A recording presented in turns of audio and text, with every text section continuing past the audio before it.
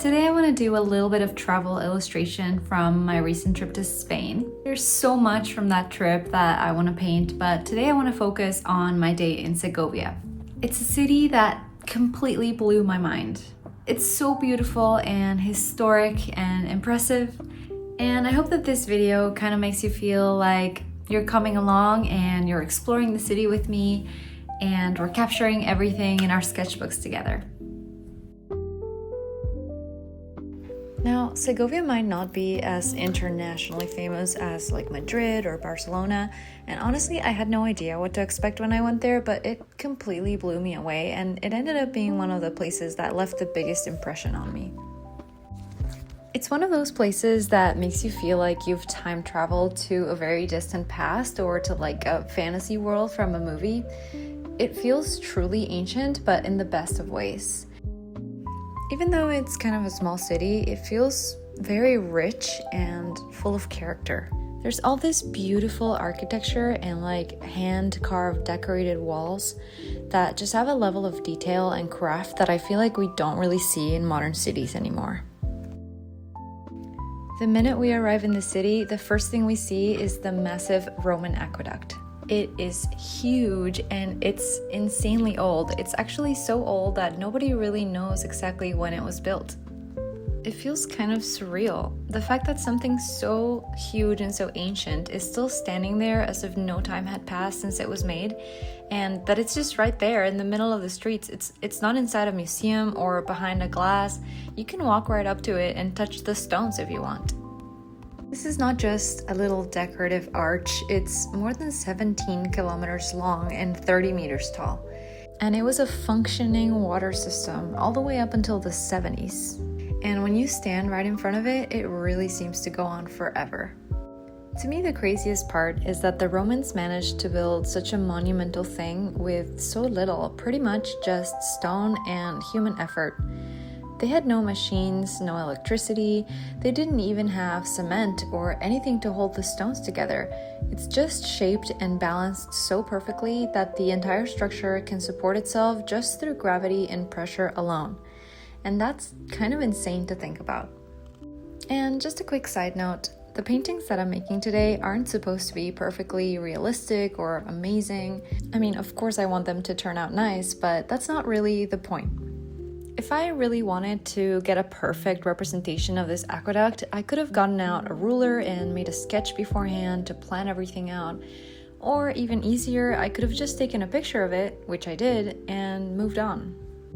But I think that taking the time to draw or paint something with your own eyes and hands connects you to it in a very different way.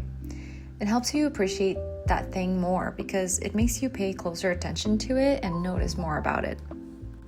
And there's already millions of photos of places like this, but a drawing is unique and personal because it's filtered through your own mind and your own experience. So today I'm not really trying to make flawless artwork. It's okay if things come out a little messy or imperfect. This is just a way of connecting more deeply with the experience and the memories from my trip. As I was drawing all these little bricks one by one, I kept thinking of how repetitive and time-consuming it felt, and all I was doing was just making little pencil lines on a page. I can't even imagine the effort that it must have taken to actually build something like this by hand. Can you imagine? First of all, you would need to carry all of these heavy stones all the way from the mountains, and each one is truly enormous and incredibly heavy. And then they would have to lift them up with ropes, like attach them to a pulley system and pull on the ropes with your hands. And do that one by one until the whole thing was complete. That's so crazy to me, and I'm just really moved by it. We could stand there all day admiring it, but we have so much more to see. But even as we walk away from it, we can still see it from afar, and it feels crazy to have such an impactful view just casually sitting there in the background. Now, leaving the aqueduct behind, let's start wandering down the town center and making our way towards our next stop. The streets are kind of narrow and they're paved with cobblestones, and it just has this very charming medieval feeling to it.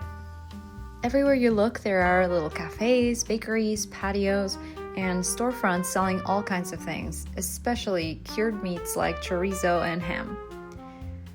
I saw so much chorizo during this trip that it would have felt wrong not to include some in my sketchbook page. The Spanish really do seem to have a deep love for ham and sausage in all its forms. One thing that I really loved in Spain in general was how lively the streets felt.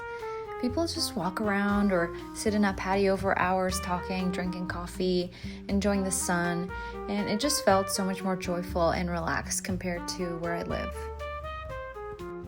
We've been walking around for a while now, and it's pretty warm today, so sitting down for a drink starts to sound like a very good idea. Let's get a table at this shop right next to the beautiful Segovia Cathedral. I immediately noticed there's matcha on the menu, and I just can't resist. It's my favorite, and I just can't turn down a matcha latte whenever I see one. If you were there with me, maybe you would have done the same. Or perhaps you'd be a little more adventurous and asked the waiter for something more classically Spanish, and he would have offered you some vermouth. Apparently, vermouth is a huge thing in Spain, especially around midday, and I had never tried one before. I did try a sip, and it was just not my thing. We do happen to be right in front of the cathedral, which you might say was a much more worthy subject to draw, but there's something that I really like about sketching smaller moments like this too. These little in-between moments are also a really big part of how it actually feels to go on a trip. It's not only about the giant landmarks, but also just random drinks and conversations and little moments where you just stop and just exist for a bit. This part of the drawing was a little bit frustrating because I really wanted to add the plate that my matcha was served on. It had this cute little message on it that said, "Coffee is art too." The problem was that I had not planned for that from the beginning, and by the time that I thought of adding it, I had already painted the vermouth way too close to the matcha, and there really was not enough room for the plate to fit properly. I spent a good 10 minutes trying to convince myself that I could somehow make it work anyway, despite the laws of physics and perspective. In reality, obviously both drinks would not have fit on the same plate, but I was determined to squeeze it in. And in the end, it's obviously not perfect, but I think it turned out all right. Anyway, our little drink break is over. Let's see what else we can find. After a long walk through the city, we finally arrive at the Alcazar. This is probably the most iconic landmark in Segovia, but before going inside, I noticed this really cool dragon-shaped lamppost, and I immediately know I want to paint it. Apparently, this kind of dragon-shaped iron street fixtures became super popular in Spain in the late 1800s when artists were taking a lot of inspiration from medieval stories and fantasy imagery. And it really fits in here because the whole area around the Alcazar feels very fairy tale-like. All the towers, the decorated walls, every little detail really matches that aesthetic. I also learned that dragons are a pretty important symbol in Spain because of the legend of Saint George, who famously slayed a dragon. This story became really important, and the craftsmen that made these decorations wanted to show how this terrifying monster had been tamed and was now serving a useful purpose, like just calmly holding up a lantern and lighting the street. I feel like the people that designed this place would look at our boring plain lampposts today and be like, you really missed an opportunity there. Painting this one was definitely harder than the aqueduct or the drinks, but it was also very fun because the shape is so curly and dramatic. The only problem was that the one photo that I took wasn't super clear. It was very dark, so a lot of the time I was just trying to make an educated guess about what was actually going on, and I definitely took some liberties with it. But I just love that everything in the city felt so intentional and artistic. Even the everyday things feel like someone cared about making them beautiful, and honestly, I wish we saw a little bit more of that in modern cities. Now, the lamppost was actually surrounded by these beautiful trees. They're called Judas trees, and they were everywhere when I visited.